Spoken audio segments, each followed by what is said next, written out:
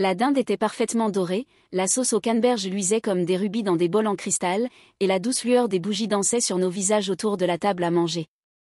Le dîner du réveillon de Noël chez grand-père avait toujours quelque chose de magique, un de ces soirs suspendus dans le temps, enveloppés dans la chaleur de la tradition et de l'amour. J'avais 28 ans, et je commençais enfin à avoir l'impression que ma vie tenait un peu debout, après des années à galérer à l'université et à enchaîner les appartements exigus avec des colocataires peu fiables. « Sarah, chérie, pourrais-tu passer la sauce ?» demanda maman, sa voix portant ce ton particulier de gaieté forcée qu'elle avait perfectionné au fil des ans. Je pouvais voir les rides de stress autour de ses yeux, plus marquées encore depuis que papa avait perdu son emploi à l'usine il y a 6 mois. Je tendis le bras au-dessus de la table, faisant attention à ne pas renverser mon verre de vin, quand grand-père s'éclaircit la gorge de cette manière délibérée qui signifiait qu'il avait quelque chose d'important à dire. À 83 ans, grand-père savait toujours capter l'attention quand il le voulait. Ses cheveux argentés étaient soigneusement coiffés, et ses yeux bleus, aussi perçants que jamais derrière ses lunettes cerclées de métal, avaient vu des décennies de réveillons de Noël comme celui-ci. Avant de dire le bénédicité, commença-t-il en posant sa serviette avec solennité, j'ai quelque chose à discuter avec Sarah. Toutes les conversations cessèrent. Mon frère cadet Michael s'arrêta de mâcher, et même ma bavarde tante Linda devint muette. Le seul bruit qui persistait était le crépitement doux de la cheminée dans le salon adjacent. Les mains usées de grand-père se joignirent tandis qu'il me regardait directement, un sourire s'étirant sur son visage, un sourire qui semblait cacher des secrets et des surprises. « Sarah, ma chère petite fille, est-ce que la maison que je t'ai offerte il y a 2 jours t'a plu ?» Ces mots me frappèrent comme un coup physique. Je sentis ma fourchette glisser de mes doigts, résonnant contre l'assiette en porcelaine que maman avait héritée de sa propre grand-mère. Le bruit sembla résonner dans la pièce soudainement silencieuse. « Quelle maison ?» parvins-je à murmurer, ma voix à peine audible par-dessus les battements de mon cœur. « Grand-père, je n'ai rien reçu. Je n'ai reçu aucune maison. » Le sourire s'effaça lentement de son visage, remplacé par la confusion, puis par l'inquiétude. Ses yeux bleus, d'ordinaire si clairs et pleins d'assurance, contenaient désormais une lueur d'incertitude. Mais, j'avais fait préparer les papiers. Le transfert de propriété. Les clés. Sa voix s'éteignit tandis que son regard quittait mon visage pour parcourir les visages autour de la table. Je regardais avec horreur grandissante son regard se poser sur mes parents. Papa, qui découpait son jambon avec une précision mécanique, s'était figé complètement. La couleur avait quitté son visage comme si on avait ouvert une vanne. La main de maman vola à sa gorge, ses lèvres entr'ouvertes, comme si elle allait pousser un cri qui ne vint jamais. « Robert ? Margaret ?» La voix de grand-père tremblait d'une manière que je ne lui avais jamais connue. « Où sont les papiers ? Où sont les clés que je vous ai confiées pour les donner à Sarah ?» Le silence qui suivit fut assourdissant. C'était ce genre de silence qui existe entre l'éclair et le tonnerre, chargé de la promesse d'une dévastation imminente. Mon frère Michael regardait tour à tour nos parents et moi, son visage adolescent plissé de confusion. La bouche de tante Linda formait un O parfait, sa fourchette suspendue à mi-chemin de ses lèvres. La pomme d'Adam de papa remonta et redescendit alors qu'il déglutissait difficilement. Quand il parla enfin, sa voix n'était qu'un murmure. « Papa, nous pouvons expliquer. » « Expliquer quoi ?» entendis-je ma propre voix demander, bien qu'elle me semblât étrangère. « Quelqu'un peut-il, je vous en prie, m'expliquer ce qui se passe ?» C'est maman qui céda la première. Des larmes commencèrent à couler le long de ses joues, traçant des sillons dans son maquillage soigneusement appliqué. « Oh mon Dieu !» murmura-t-elle. « Oh mon Dieu, Sarah, nous n'avons jamais voulu. » « Jamais voulu quoi ?» Ma voix montait désormais, l'hystérie s'y glissant peu à peu. Je repoussai ma chaise de la table, le grincement brutal contre le parquet tranchant dans le silence. « Qu'est-ce que vous n'avez jamais voulu ?» Les mains de grand-père tremblaient maintenant lorsqu'il fouilla dans la poche de sa veste et en sortit une feuille de papier pliée. « L'acte de propriété, dit-il, la voix creuse. J'avais tout préparé. La petite maison bleue de Maple Street, celle que tu aimais tant quand tu étais petite. Tu te souviens comme tu disais toujours qu'elle ressemblait à une maison de poupée ? Je l'ai achetée il y a 3 mois, je l'ai fait rénover, repeindre dans ce jaune doux que tu as toujours dit être ta couleur préférée. » Mes jambes cédèrent et je retombai sur ma chaise. La maison bleue de Maple Street. Oui, je me souvenais avoir collé mon visage contre la vitre de la voiture chaque fois qu'on passait devant, fasciné par ses boiseries en pain d'épices et son minuscule jardin à l'avant. J'avais peut-être 7 ans, inventant des rêves de vivre dans cette petite maison parfaite, avec sa barrière blanche et ses rosiers grimpant jusqu'au porche. Je me souviens, murmurai-je. Grand-père hocha la tête, un soulagement traversant ses traits. Je pensais que ce serait parfait pour toi. Ton propre endroit, enfin. Un lieu où tu pourrais construire ta vie, peut-être commencer ce jardin dont tu as toujours parlé. J'ai remis tous les papiers à ton père lundi soir. Il devait te les apporter, pour en faire une surprise de Noël. Tous les regards se tournèrent vers papa, qui avait l'air sur le point de rendre son dîner sur la plus belle porcelaine de maman. Ses mains tremblaient visiblement lorsqu'il posa son couteau et sa fourchette. Papa, commença-t-il, la voix brisée. Papa, tu ne comprends pas. Les factures. Les frais médicaux de Margaret l'an dernier, les mensualités du prêt immobilier que nous avons en retard, le fonds universitaire de Michael que nous avons dû vider. Les morceaux s'assemblèrent dans mon esprit comme un puzzle horrible qui se complétait tout seul. Non, dis-je en secouant la tête. Non, ne me dis pas ça. Nous allions perdre la maison, sanglota maman. Nous avions 3 mois de retard, et la banque menaçait de saisir. Quand ton grand-père nous a donné l'acte, nous avons pensé pouvoir utiliser la maison comme garantie, contracter un prêt dessus, nous donner un peu de temps. Vous l'avez vendue. Les mots sortirent plats, sans émotion. Vous avez vendu ma maison. La tête de papa tomba dans ses mains. Nous étions désespérés, Sarah. Nous pensions avoir le temps de réparer les choses, de rattraper. Nous n'avions jamais imaginé que ton grand-père demanderait si vite. Nous allions te le dire, trouver un moyen de la récupérer ou de t'en offrir une autre. Où est ma maison maintenant, demandai-je, la voix étrangement calme. Le silence s'étira jusqu'à ce que tante Linda, figée d'horreur, murmure enfin, « Oh, Robert, qu'as-tu fait ?» Nous l'avons vendue aux Henderson, sanglota maman. Ils ont déjà emménagé. Ils ont 3 jeunes enfants, et ils étaient tellement excités par le sapin de Noël dans le jardin, et par la lumière dans les fenêtres. Je me levai lentement, mes gestes délibérés, maîtrisés. La rage montait en moi comme la pression d'une cocotte minute, mais elle n'avait pas encore jailli. Je sentais tous les regards sur moi alors que je contournais la table pour rejoindre grand-père, dont le visage était devenu gris de choc et de chagrin. « Et grand-père » dis-je doucement, posant ma main sur son épaule. Je le sentais trembler. « Je veux que tu saches que ce n'est pas ta faute. Ce que tu as fait, l'intention derrière, c'est le plus beau cadeau qu'on ait jamais essayé de me faire. » Ses yeux se remplirent de larmes. « Sarah, je suis tellement désolée. Si j'avais su, si je t'avais apporté les papiers directement. » Chut, le calmai-je en serrant doucement son épaule. Tu n'as rien à te reprocher. Puis je me tournai vers mes parents, et la température dans la pièce sembla chuter de 10 degrés. Combien, demandai-je. Sarah, s'il te plaît, commença maman. Combien avez-vous obtenu pour ma maison? La voix de papa était à peine audible. 52 000. Nous l'avons vendue pour 52 000 $. Et où est cet argent maintenant?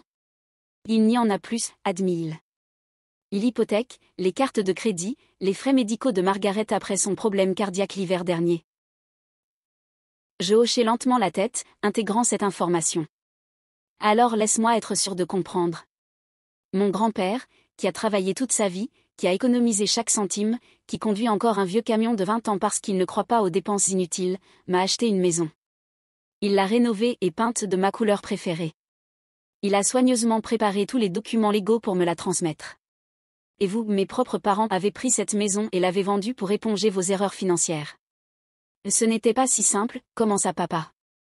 C'était exactement si simple. La rage éclata enfin, ma voix résonnant contre les murs. Michael sursauta sur sa chaise, et le verre de vin de tante Linda glissa de ses doigts tremblants, éclatant au sol dans une giclée de vin rouge et d'éclats de cristal.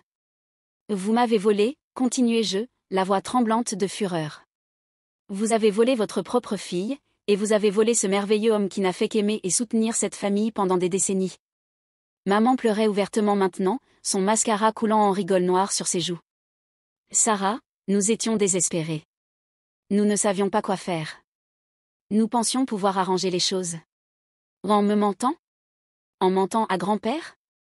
En restant assis ici ce soir, à dîner, à faire semblant que tout allait bien alors que vous saviez qu'à l'autre bout de la ville, une autre famille fêtait Noël dans ma maison? Je marchai jusqu'à la fenêtre et écartai les rideaux de dentelle. Au loin, je distinguais à peine la lueur des lumières de Noël, et je me demandais si certaines provenaient de Maple Street, de la petite maison bleue aux bordures jaunes, où des enfants accrochaient probablement leurs chaussettes près d'une cheminée qui aurait dû être la mienne. Le pire, dis-je, toujours de dos à la table, ce n'est même pas que vous ayez pris la maison. C'est que vous ayez été prêt à laisser grand-père croire qu'il m'avait déçu. Comprenez-vous ce que cela signifie pour lui ? Il a sans doute passé des semaines à préparer cette surprise, à imaginer mon visage quand je recevrais les clés, à se projeter en train de venir me voir pour les dîners du dimanche et de m'aider à planter ce jardin. Quand je me retournai, grand-père pleurait en silence, les mains jointes sur ses genoux, tel un homme brisé. Cela brisa quelque chose en moi dont j'ignorais même l'existence. Et maintenant, poursuivis-je, ma voix baissant jusqu'à un murmure encore plus terrifiant que mes cris, il doit passer ce qui pourrait être l'un de ses derniers Noëls en sachant que son grand geste d'amour a été transformé en simple transaction financière par des personnes en qui il avait confiance. Sarah, je t'en prie, supplia maman. Nous restons ta famille. Nous pouvons surmonter cela. Nous pouvons trouver une solution. Pourquoi faire ? M'acheter une autre maison avec de l'argent que vous n'avez pas ? Remonter le temps et prendre de meilleures décisions financières ? Effacer le fait que vous avez menti à moi et à grand-père pendant 3 jours, alors qu'il était sans doute si heureux de me préparer cette surprise ? Je revins vers ma chaise et pris mon sac, mes gestes calmes et maîtrisés. Je dois partir maintenant. Sarah, non, dit grand-père en tendant une main tremblante vers moi. Ne laisse pas cela gâcher Noël. Ne laisse pas leurs erreurs détruire notre famille. Je me penchai et embrassai son front, respirant l'odeur familière de son après-rasage et des bonbons à la menthe qu'il gardait toujours dans sa poche de chemise. Et grand-père, tu es le seul à cette table qui n'a pas gâché Noël. Je t'aime, et je t'appellerai demain. Mais je ne peux pas rester ici maintenant. Alors que je me dirigeais vers la porte, j'entendis la chaise de papa racler le sol. Sarah, attends. Ne pars pas comme ça, je t'en prie. Je m'arrêtai, la main sur la poignée, sans me retourner. Papa, j'ai passé les 6 dernières années à vivre dans des appartements où j'entendais mes voisins se disputer à travers des murs de papier. J'ai mangé plus de nouilles instantanées qu'aucun être humain ne devrait en avaler en une vie. J'ai travaillé 2 emplois tout en allant à l'école, économisé chaque centime, rêvé qu'un jour j'aurais un endroit vraiment à moi. Et pendant 3 jours, je l'ai eu. Pendant 3 jours, j'ai possédé une maison avec un jardin et un porche, et je ne le savais même pas. Ma voix se brisa sur les derniers mots, et je dus m'arrêter pour reprendre mon souffle. Tu te rends compte de ce que ça fait ? D'apprendre que tu as eu, ne serait-ce que brièvement, tout ce que tu as toujours voulu, et que ça t'a été enlevé avant même que tu saches que ça t'appartenait. J'ouvris la porte, laissant entrer l'air glacé de décembre. Je vous pardonnerai un jour, parce que vous êtes mes parents et que je vous aime. Mais pour l'instant, je dois rentrer dans mon petit appartement et pleurer une maison dans laquelle j'ai vécu 3 jours sans le savoir, une vie que j'ai eu 3 jours sans la vivre. Le trajet de retour jusqu'à mon appartement fut un brouillard de lumière de Noël et de larmes.